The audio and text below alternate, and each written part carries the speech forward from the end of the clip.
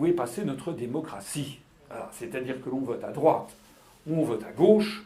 En fait, à part des détails, on a un peu la même politique de Sarkozy en Hollande, de Hollande en Macron, etc.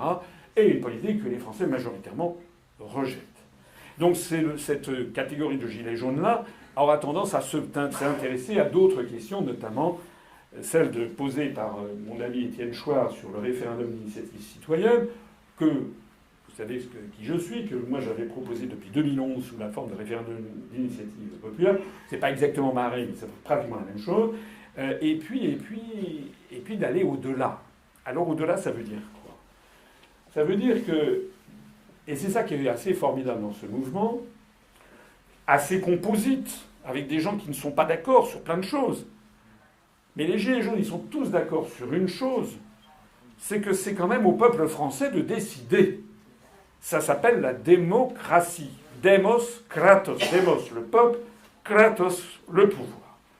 Et si on est alors, ou bien on est en démocratie, c'est donc le peuple qui doit décider, ou bien on n'est pas en démocratie. On considère que ça doit être Pierre, Paul ou Jacques qui est plus compétent. Moi, on me reproche souvent, on me l'a encore reproché, je ne sais plus où, de parler de dictature européenne. Oui, c'est une dictature.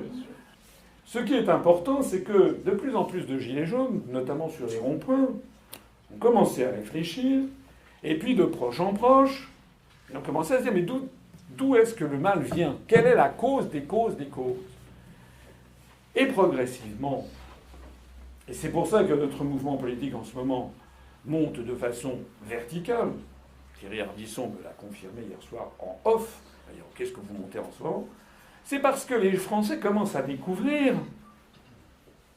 que ceux qui détiennent vraiment le pouvoir, ceux qui décident du pouvoir, ne sont plus en France.